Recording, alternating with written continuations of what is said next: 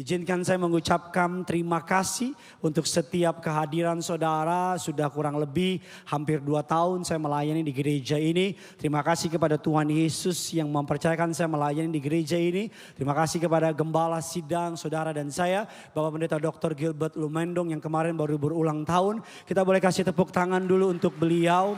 Bapak Ibu, dan terima kasih untuk saudara yang hadir pada malam hari ini. Mari sama-sama keluarkan pulpen dan catatan saudara. Bagi beberapa para hamba Tuhan, para teolog, berkhotbah setelah Natal adalah sebuah khotbah yang gampang-gampang susah. Khotbah di hari Natal biasanya semua hati jemaat terbuka. Ngomong apa aja jemaat pasti amin, saudara. Tetapi khotbah di tengah-tengah antara Natal dan Tahun Baru itu biasanya antara lelah, capek, liburan, THR udah mulai habis dan seterusnya, saudara. Nah, hari ini kita akan belajar kebenaran firman Tuhan. Bagi saudara yang tidak kenal saya, perkenalkan saya Gideon Simanjuntak, saudara. Mari sama-sama kita akan buka. Bapak Ibu, saya beri judul khotbah hari ini adalah Our Journey After Christmas. Bapak Ibu, Our Journey After Christmas. Bagaimana iman kita setelah Natal. Sama-sama bilang sama saya, Natal hanya permulaan. Kurang semangat saudara, Natal hanya permulaan.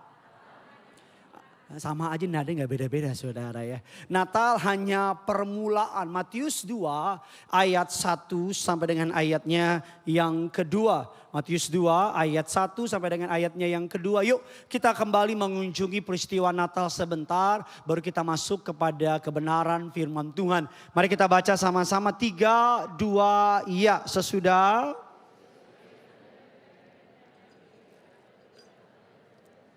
Datanglah orang-orang Majus dari mana? Dari timur ke Yerusalem. Ayat yang kedua kita baca, dan di manakah dia raja orang yang baru? Kami telah melihat bintangnya di timur, dan kami apa Bapak Ibu? Datang untuk apa Bapak Ibu? Menyembah dia. Pertemuan dengan sang raja akan selalu mengubah arah hidup kita. Yang sepakat sama saya bilang amin.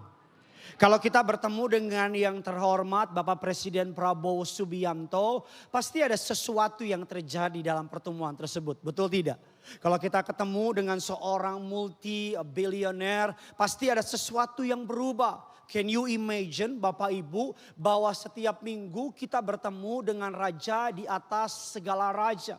Kita mengatakan bahwa orang Majus dari Mesopotamia, Bapak Ibu berjalan kurang lebih, ada yang beberapa bilang 8 bulan, ada yang beberapa bilang 1,5 tahun, saya nggak tahu pastinya. Tetapi mereka berjalan cukup lama. Makanya ketika mereka berjumpa dengan Yesus, para teolog sepakat ini tidak ada perbedaan, bukan lagi bayi Yesus, tetapi anak kecil Bapak Ibu. Karena perjalanan mereka cukup lama. Yang menarik Bapak Ibu yang ingin saya soroti adalah bukan pertemuannya. Karena saya pasti yakin saudara udah kenyang sama khotbah itu, betul saudara? Tapi yang ingin saya soroti adalah after pertemuan dengan bayi Yesus. Karena selalu orang tidak tertarik kamu gereja di mana, apa agama kamu. Orang selalu tertarik adalah bagaimana cara kamu memperlakukan teman di kantor. Bagaimana cara kamu memperlakukan pekerjaan dan seterusnya. Karena hari-hari ini ada banyak orang hebat di gereja, tapi di kantor mohon maaf, di gereja kudusnya minta ampun, maaf perkataan saya selanjutnya, tapi di kantor brengseknya minta ampun. Ada banyak orang Bapak Ibu mohon maaf, banyak orang kecewa sama aktivis gereja. Karena dulu orang berpikir kalau terima orang kerja dari gereja, kita pikir orang jujur, orang benar. Tapi entah berapa banyak orang di dunia marketplace ditipu sama pendeta. Ditipu sama aktivis gereja, dibohongin sama pelayan Tuhan. Nih diam saudara, pengen saya kembali ke Natal lagi saudara. Coba contoh yang paling gampang, saya dengar tanggal 25 Natal di sini penuh sekali.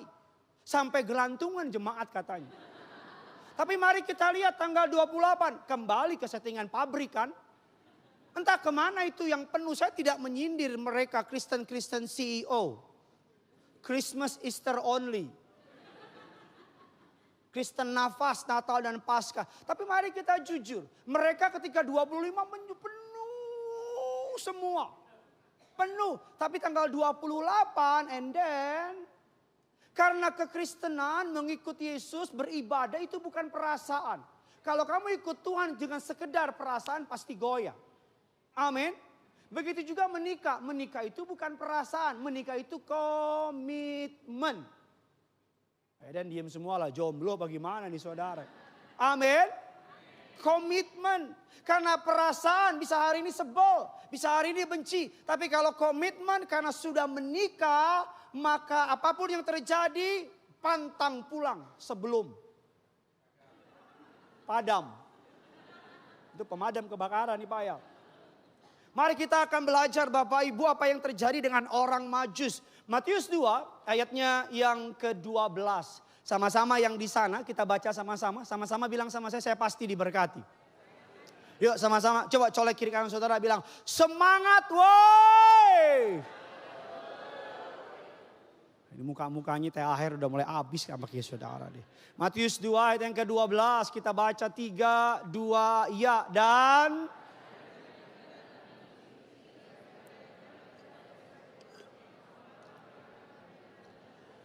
Yang pertama sama-sama bilang sama saya diperingatkan. Saudara bisa lihat saya ke depan, tolong jawab pertanyaan saya. Saya percaya tahun ini Tuhan banyak peringatkan kita. Betul apa tidak? Tuhan banyak apa? Peringatkan kita. Pesan saya jangan gak didengerin. Saya percaya di sini ada banyak bapak-bapak yang Tuhan peringatkan. Gayamu bergaul, tahun depan kalau gak diubah kamu selingkuh. Saya percaya banyak yang Tuhan ingatkan. Kalau kamu nggak mengubah caramu menjaga tubuhmu. Tahun depan istrimu akan maju ke mimbar dan bilang, Pak suami saya masuk ICU. Karena nggak jaga makan. Saya percaya tahun ini, saya pendeta yang percaya Tuhan tidak pernah hajar orang langsung. Saya percaya sebelum Tuhan hajar seseorang, Tuhan terlebih dahulu peringatkan orang itu. Please dengar baik perkataan saya. Jangan masuk tahun baru dengan lagu lama kaset baru. Tahu lagu lama kaset baru? Cuman packagingnya aja tahun baru, gayanya sama. Saya percaya tahun ini setiap kita diperingatkan Tuhan. Pak, kalau Tuhan sudah peringatkan, kalau Tuhan sudah luputkan, kalau Tuhan sudah sembunyikan dosamu, jangan diulang tahun depan Pak. Saya mau bilang dari mimbar yang kudus ini, Bapak Ibu jemaat yang dikasihi Tuhan, jangan masuk tahun yang baru dengan mental dosa yang sama. 2026 akan menjadi tahun air mata. Diam terus. 2026 akan menjadi tahun air mata. Kamu yang pergantian tahun masih tanya sama dukun-dukun, masih tanya sama orang pintar, bertobat kamu. Saya ngomong dari mimbar yang kudus ini. Kamu yang masih main kartu tarot. Tapi Pak sebelum di shuffle Pak dalam nama Yesus kok. Kamu yang masih percaya rasi-rasi bintang. Apa bintang lo? Sagittarius. Sakit karena gak diurus. Apa bintang lo? Gemini. Saya nungguin terjemahannya kan. Nggak ada terjemahannya.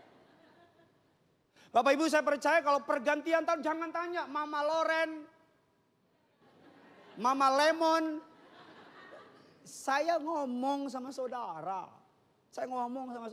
A new direction. Diperingatkan. Ayat yang terakhir mereka ke negerinya melalui jalan lain. Melalui jalan lain. Kamu yang mau bercerai ada jalan lain. Kamu yang membisikkan benda Alkitab bilang ada jalan lain. Tuhan tidak pernah kekurangan cara buat tolong kamu. Sabar sama suamimu, sabar sama bisnismu, sabar sama karirmu. Anak-anak muda yang mencari pasangan hidup, sabar. Bisa jadi pasanganmu Tuhan sedang bentuk. Mungkin dia masih SD. Coba colek kiri kanan saudara bilang sabar sabar. Amin. New direction. Pak Bu, saya selalu bilang sama saudara. Orang habis ke gereja, orang gak peduli. Lo gereja mana? Orang jarang tanya itu. Orang akan tertarik ketika kamu pulang gereja. Suami yang pemarah, tiba-tiba jadi peramah. Suami yang kalau ngomong nih, ini kecil nih. Tapi satu Ragunan muat. Kalau lagi maki ya, mohon maaf. Kalau lagi maki maaf ya. Babi kamu. Anjing kamu, setan kamu. Tapi kalau habis pulang dari Glow, ketika mau maki, apel kamu. Jeruk kamu. Kedongdong kamu. Bapak Ibu, kasih tahu sama saya Tuhan kamu. Dapat dilihat dari bagaimana cara kamu bersikap sama orang lain. Saya selalu bilang, saya gak bosan-bosan ngomongin. Tulisan selamat beribadah harusnya tidak ditulis di dalam gereja saja. Tapi di luar pintu gereja.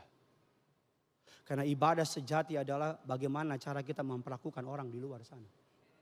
Ada orang pakai salib gede-gede, salib gereja dipakai. Bener. Saya nggak tahu di Gelo, tapi di tempat saya pelayan ada orang bilang ini, Pak, papa saya pulang ibadah Natal masih pakai batik yang sama, Pak. Beli kacang, beli bir, main joker, Pak. Sih? Natal cuma tradisi. Ada banyak, mohon maaf Bapak Ibu, orang Kristen seperti pohon Natal kayak begini, yang kado-kadonya di bawah tuh. Dari luar kelihatan bagus. Tapi dalamnya apa? Dalamnya apa? Kalau nggak percaya saya buktikan. Ini deg-degan nih, kosong apa enggak nih? Kosong. Banyak orang Kristen, packaging luarnya, kalau lagi penyembahan, kalau lagi penyembahan, udah angkat tangan. Walaupun bunuh itu. Sampai malaikat bilang, keren banget lagi penyembahan, kata malaikat. Tapi kalau lagi maki istri, sampai setan bilang, perasaan gue setan gak separah itu. Apa maksud anak itu? Kalau gak suka main kita deh main. Banyak orang Kristen kayak bungkus kado. Dalamnya keren. Manusia bisa kamu bohongi. Tapi tidak dengan Tuhan. Tuhan tidak tertarik dengan penampilan luar. Tuhan tidak tertarik dengan mobil apa kamu ke gereja. Tuhan tidak tertarik kamu kenal siapa di gereja. The New Direction. New Direction bukan boy band dari Inggris. Itu One Direction. Tapi yang mau saya bilang sama saudara. Tadi ada orang DM saya. Dia bilang gini. Pak, what should I do? Di depan saya ada pendeta yang khotbah. Khotbahnya bagus banget, Pak. Tapi saya kenal pendeta itu, Pak. Saya muak dengar khotbahnya, Pak. Saya mau muntah. Karena saya tahu hari-harinya pendeta itu. Tentu yang dimaksud bukan saya. Nah, ini biar jelas dulu nih. Dalam anugerah Allah, setiap kali saya khotbah, papa, mama, abang, kakak, istri, anak di depan dengar khotbah. Kenapa? Karena saya nggak mau kalau saya lagi khotbah, istri saya lihat saya ngomongin, oh Tuhan, suamiku kalau di gereja kudus banget Tuhan. Jangan turun dari mimbar Tuhan, di mimbar aja Tuhan. Karena kalau turun dari mimbar ngaco Tuhan. Enggak. Saya kalau khotbah orang tua saya di depan, keluarga saya di depan. Saya nggak sempurna, sangat nggak sempurna. Tapi setidak-tidaknya orang tua saya tahu, keluarga saya tahu. Dalam anugerah Allah. Saya kalau nggak bisa jadi berkat.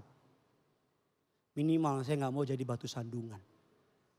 Kemarin saya makan di Plaza Indonesia, khotbah tengah minggu di sini. Ada yang datang tengah minggu kemarin?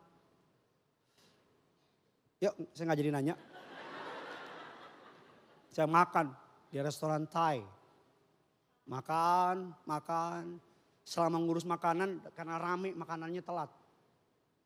Saya punya pilihan, mau marah, karena saya harus khotbah. Tapi saya ingat saya pendeta. Jadi saya tahan.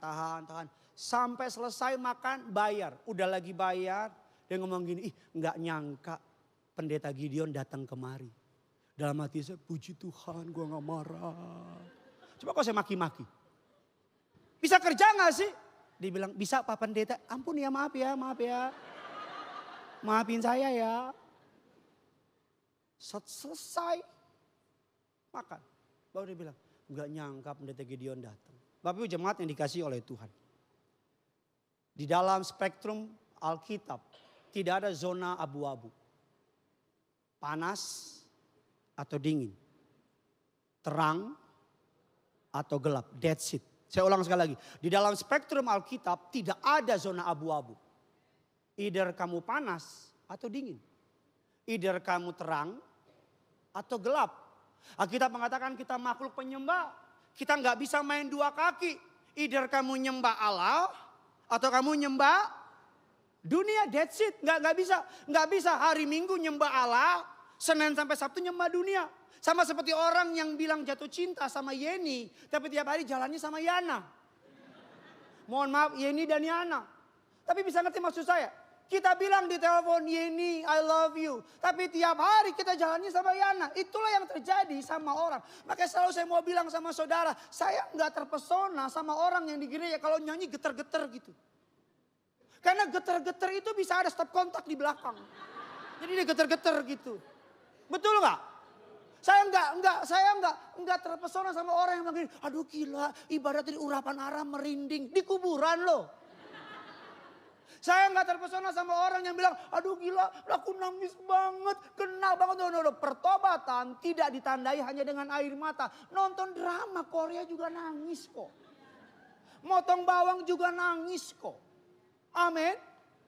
Tapi selalu saya mau bilang sama saudara, Alkitab bilang demikian. Surga tidak bersorak-sorai ketika orang sakit sembuh.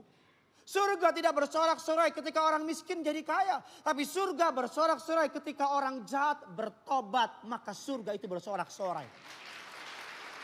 Karena kalau miskin jadi kaya, Gunung Kawi juga bisa kasih Pak.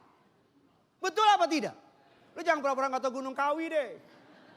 Betul apa tidak? Kalau cuma sekedar menyembuhkan penyakit, setan juga bisa kasih. Mari kita dewasa ikut Tuhan. Mukjizat terbesar dalam dunia kekristenan bukan miskin jadi kaya. Bukan sakit jadi sembuh. Tapi mukjizat terbesar adalah pemarah jadi peramah. Orang yang pahit jadi orang yang gak pahit. Orang yang pelit jadi murah hati. Orang yang tadinya cinta dunia jadi cinta Tuhan. Amin. Bagi saya lebih ngubah orang jahat, lebih susah ngubah orang jahat daripada jadi orang baik. Daripada orang kanker. Kamu orang baik, sakit kanker. Dan Tuhan gak sembuhkan kankermu. Kamu mati masuk surga kok. Saya jamin. Kalau gak percaya matilah malam ini. Tapi kamu sehat, umur 100 tahun. Gak bertobat, mati. Pasti masuk neraka. Kamu yang punya selingkuhan tahun ini bertobat bu, pak. Bu, pak, bu. Kamu yang pacaran sama beda agama, bertobat. Bertobat. Kamu yang bisnis gak benar, bertobat. Kamu yang kalau pendeta khotbah semangat-semangat cuman diem, bertobat. Amin. Alkitab bilang demikian Bapak Ibu jangan marah sama saya. Saya suka dengar orang begini, aduh Pak Pendeta kalau khotbah Pak Pendeta nampar saya. Khotbahnya itu nampol. Emang gue petinju. Tapi bukan hanya sekedar nampol. Buat apa nampol tapi gak bertobat? Halo? Buat apa nampol tapi pulang ke rumah ya begitu aja. Bikin dong istrimu kaget. Kamu dari pemarah pulang ke rumah jadi baik. Istrimu tanya, kenapa kamu? Kok berubah? Tadi habis ibadah di Glow. Jam 4. Kok gak ada yang amin sih saudara? Tiba-tiba pulang ke rumah, ayo kita makan. Sampai anjingmu kaget juga. Au. Kata anjingmu, gila nih orang dari pelitnya minta pun. Au. Biasa kalau Nathan paling jauh ke Alfamart. Kita ayo makan ke GI. Muter aja muter. Ya. Saya mau bilang sama saudara, perubahan adalah bukti kita kenal Tuhan. Perubahan adalah bukti kita kenal Tuhan. Tahu tanpa melakukan, apa bedanya sama orang Farisi. Bapak Ibu Alkitab mengatakan demikian, mari kita lihat, kita masuk lebih dalam lagi. Dalam Matius 5, 14 dan ke-16. Saya berdoa di tahun yang baru hidup kita makin berkenan di hadapan Tuhan. Saya mau bilang gak usah minta penyertaan Tuhan. Karena dia pasti menyertai. Gak usah minta berkat Tuhan karena dia pasti memberkati. Apa yang perlu kita lakukan Pak Pendeta? Kita hidup. Mempersembahkan hidup kita. Dalam pertobatan. Setiap hari. Hari ini harus lebih baik dari hari kemarin. Amin saudara. Siapa di sini yang pengen doanya dijawab instan sama Tuhan? Ayo jujur. Tuhan kasih aku rumah, ketika amin langit terbuka rumah turun. Haleluya, haleluya. Tuhan kasih aku pasangan hidup cowok turun. Haleluya. Ternyata yang doa cowok salah juga naik lagi. Kita pengen doa kayak gitu kan. Kita pengen instan kan. Tenang dek, kita nggak ngomongin adek kok. Biasa kalau anak kecil nangis itu biasa. Kalau papanya kita kaget. Kalau papa tiba-tiba saya tuh pendeta yang kalau ada situasi di tengah khotbah pasti saya kenain. Tapi jemaat yang dikasih Tuhan, sampai di mana khotbah saya? Saya lupa.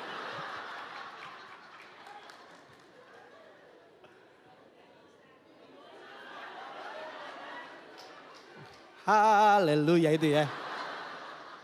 Kita kalau doa pengennya siapa yang di sini merasa untung punya Tuhan? Sekarang pertanyaan saya, Tuhan untung gak punya kita? Tuh kan gak mau jawab kan? Tuhan untung gak? Jemaat yang dikasih oleh Tuhan, yang kepadanya saya dipercayakan untuk melayani Tuhan. Saudara, saya ngomong sama pengerja di dalam, penanggung jawab ibadah. Saya bilang saya sayang sama jemaat lo. Biasanya cie gitu biasanya. Palsu cie belakangnya. Saya sayang. Kalau saya punya waktu, saya pasti kasih pelayanan saya, jadwal saya. Saudara boleh cek, gak ada lagi gereja yang saya kasih jadwal. Hanya Gelo aja. Kenapa? Belum selesai. Hanya Gelo aja. Kenapa? Cuma Gelo dong yang minta. Enggak lah banyak.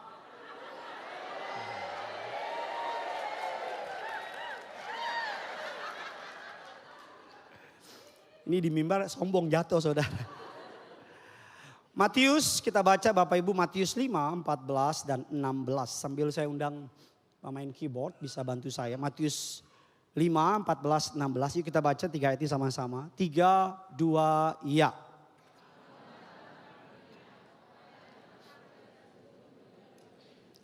Lagi pula orang tidak menyalakan pelita lalu meletakkan di bawahnya bawah gantang melainkan sehingga menerangi semua orang di dalam. Ayat 16 demikianlah apa? Supaya mereka melihat perbuatanmu yang apa? Dan memuliakan apa? Kata perbuatanmu yang baik dalam bahasa aslinya menggunakan kata kalos. Dalam bahasa Yunaninya yang artinya better, yang artinya beautiful, excellent, outclass. Kalos. Kita suka dengar, kita punya perwakilan rakyat suka studi banding ke negara-negara maju, betul? Karena manusia terbiasa melihat yang lebih baik dari dirinya, betul apa tidak?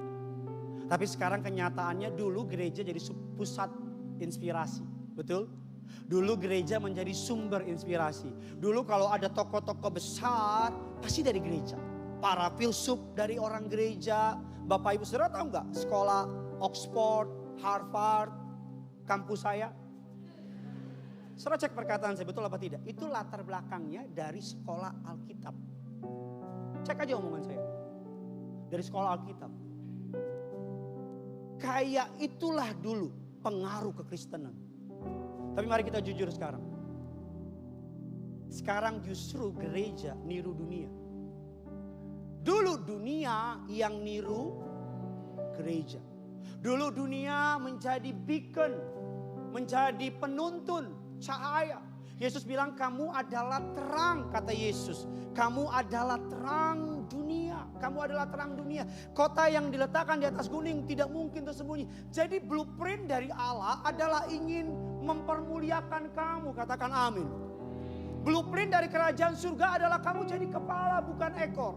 Blueprint dari kerajaan surga kamu pengen diangkat di atas bangsa-bangsa. Ini bukan kalimat saya loh, kalimat Tuhan loh. Tuhan yang bilang kamu adalah terang dunia. Kamu adalah pelita bagi dunia. Blueprint rancangan dari awal. Allah kita tidak diciptakan mediocre. Tapi mari kita jujur. Kalau kita di atas, semua orang akan lihat semuanya tentang kita. Semua kelemahan kita akan terekspos. Pertanyaan saya, tolong jawab dengan jujur. Kalau Tuhan angkat kamu di puncak dunia, kira-kira kamu udah siap belum?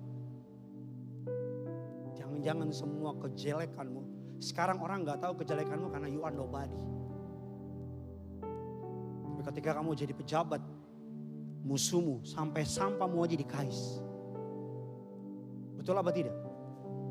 Ada banyak anak Tuhan doanya minta diangkat tinggi-tinggi. Tapi karakternya gak disiapin.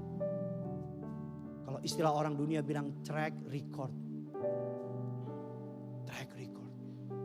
Anak-anak muda yang pengen jadi besar, pesan saya bukan nanti, dari sekarang jaga hidupmu. Dari sekarang jaga hidup. Karena ketika suatu hari kamu running untuk menjadi gubernur, running untuk menjadi CEO, running untuk menjadi seseorang, musuhmu akan nge-track kamu. Saya berdoa agar kitab firman Allah dalam kitab Daniel, segala yang dicari kelemahan kepada Daniel, Alkitab bilang apa?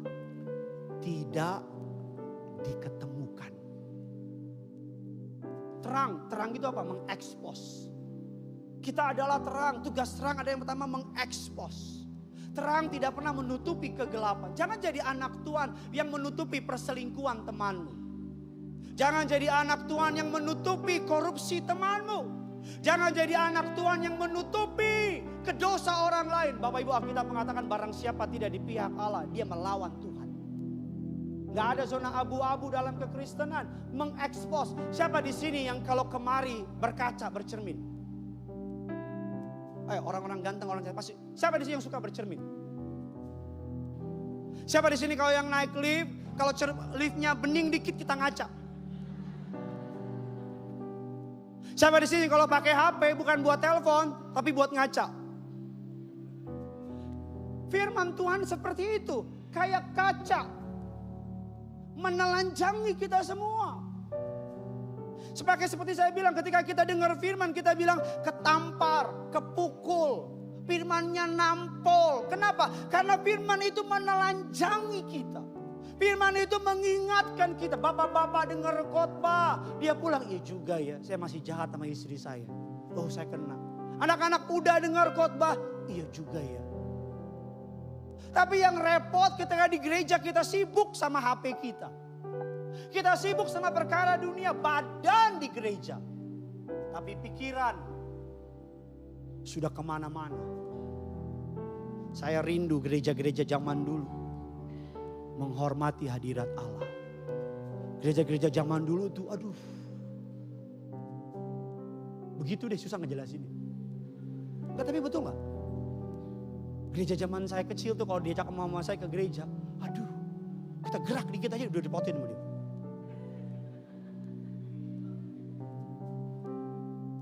Tapi zaman sekarang karena dalam tanda kutip pengajaran kasih karunia yang kebablasan. Maaf ya, jangan marah sama saya. Ini pendapat saya pribadi, tapi jangan marah. Pendapat saya pribadi ya, boleh gak? Tapi jangan marah ya. Dulu saya gak pernah lihat orang ke gereja pakai celana pendek. Maaf, jangan marah. Ya kalau marah ini Natal, maafin. Saya gak pernah lihat orang pakai sendal. Celana pendek, sendal, kaos oblong. Terus duduk senderan lagi. Lu jangan tiba-tiba langsung berdiri begini, gue percuma udah telat. Senderan. Ibadah jam 4, 4.30 datang sama Asyik. Ada bangku gak? Kami 4. Emang ini rumah makan Padang ya? Ini rumah makan Padang ya?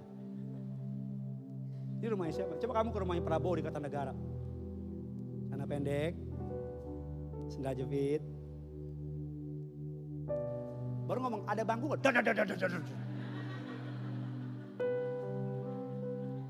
Betul gak? Betul gak? Caramu menghormati hadirat Allah akan mereveal bagaimana masa depan 2026. Itu mereveal. Terang itu mengekspos. Terang itu apa Bapak Ibu? Mengekspos. Firman-Mu adalah pelita bagi kakiku dan terang bagi jalanku. Terang itu seperti firman Tuhan. Kita kalau buka ngaca kita lihat flag di mana. Ada flag, ada apa segala macam. Karakter lama kita disingkapkan melalui firman Tuhan. Dosa yang kita sembunyikan, firman itu membukakan. Bapak Ibu, ketika firman menampol, saudara dengar baik perkataan saya. Ketika khotbah nyampe dan ngantem saudara, jangan benci pendetanya, benci dosanya. Kalau kamu lagi duduk nih dengar firman, yang selingkuh. Jangan selingkuh, jangan ngomong, "Halo nih pendeta nih, kayak lo bener aja sih ngomongin orang, lo juga belum bener." Salah mentalnya. Ketika pendeta ngomong gini, "Ayo akhir tahun kasih persembahan syukur sama Tuhan." Allah nih pendeta pengen kaya nih. Duit mulu nih pendeta. Responnya salah. Firman itu bukan mempermalukan. Iblis mempermalukan, katakan amin. Firman itu memulihkan. Amin. Jadi kalau pendeta ngomong di mimbar dan nampol sakit hatimu, puji Tuhan masih ada Roh Kudus. Yang repot udah pelaku, diomongin ketawa-ketawa lagi. Sampai istrimu bilang, "Gila setan ini, kebal amat setan ini." Yang kedua, terang itu Bapak Ibu menuntun, guide. Bapak Ibu 2026 akan banyak pilihan. Hidup ini, life is a choices. Masa depan adalah kumpulan-kumpulan dari keputusan hari ini, betul? Bagaimana kita bisa memilih keputusan yang baik? Kita katakan banyak jalan yang disangka lurus berujung kepada kebinasaan, menuntun. Anak saya kemarin ulang tahun 25 Desember. Ini bukan kode. Cuman informasi. Diberiin kado baju Barcelona. Dia tidur atas Barcelona, bawah Barcelona, pakai kaos kaki Barcelona. Saya bilang sama dia, "Nak, dukung AS Roma." Saudara, AS Roma adalah klub paling teologia di muka bumi. Karena ada kitab Roma. Nggak ada kitab Barcelona. Jadi kalau saudara sepakat sama firman, dukunglah AS Roma. Nanti depan saya buka booth pendukung AS Roma. Dia tidur pakai baju Barcelona. Dia lagi latihan bola, Bapak Ibu. Dia suka latihan bola. Suatu hari bilang, "Papa, gini cedera." Karena gak mau dengerin papanya. Dia pengennya langsung belajar bola, bicycle kick. Saya bilang gini, "Papa dulu pernah main bola. Jago banget. Messi ketemu Papa, salim. Misi Om. Saya pernah nyetak gol Bapak Ibu lewatin 5 orang. Jemaat semua soalnya." Kalau nggak ngasih lewat neraka loh, sih. Orang pun dia cedera karena nggak ada pelatih. Sekarang kan lagi ngetren pedal. Pedal apa padel sih? Yang bener pedal apa padel? Coba yang bilang pedal. Yang bilang padel? Amandel? Orang kan tuh kan latihan, saya pernah ketemu orang di gips. Kenapa? Pedal Pak Pendeta. Loh, kok bisa? Overuse. Apa itu overuse? Saya pagi sebelum kantor pedal. Makan siang pedal. Pulang kantor pedal. Tidur pun pedal. Saya bilang, "Kok gak pakai pelatih?" "Mahal Pak Pendeta pakai pelatih. Latihan sendiri cedera." Firman itu, terang itu kayak pelatih, coach. Nerangin, kamu orang yang paling bodoh di muka bumi kalau cuma memutuskan berdasarkan panca indera. Apa yang kamu lihat, apa yang kamu dengar, apa yang kamu rasa. Karena musuh kita manusia dikuasai oleh iblis, rajanya pencitraan. Di depan kita ampun. Kamu akan kaget ketemu orang di depan manis, di belakang jahat. Karena makin lama makin ketemu lagi di depan gini.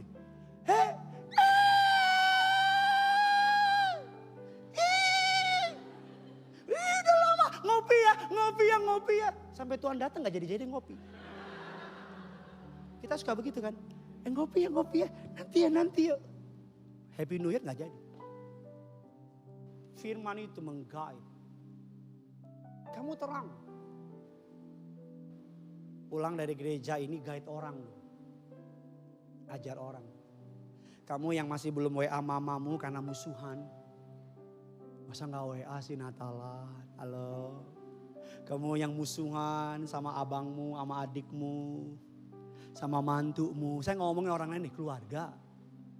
Orang lain kau ucapin Merry Christmas. Mamamu gak kau ucapin.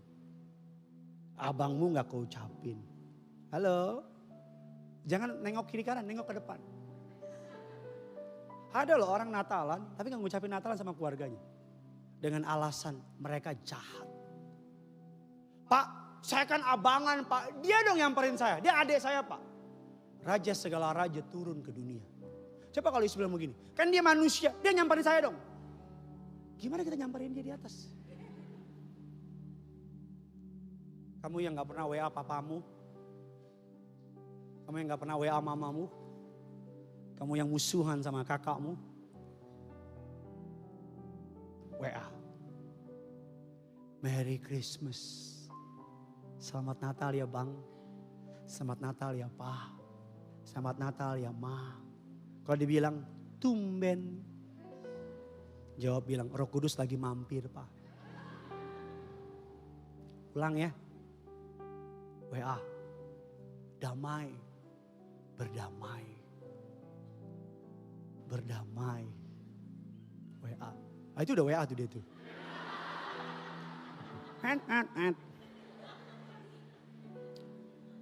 Jangan bilang Yesus Tuhan.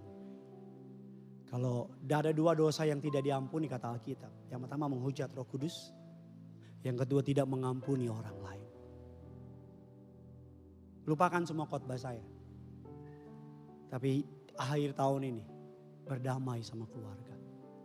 Ini pulang gereja, kalau rumahnya dekat sini, samperin. Bungkus makanan, ketok. Pak, udah beda agama Pak, dia murtad tinggalin Yesus. Justru kamu samperin. Justru kamu datang sama dia. Tapi Pak, dia udah gak percaya Yesus, kamu samperin. Datang, hey, apa kabar? Oh, selamat Natal ya. Enggak, saya gak percaya. Ya udah gak apa-apa. Ini makanan. Ngobrol. Pulang di makanan kasih racun.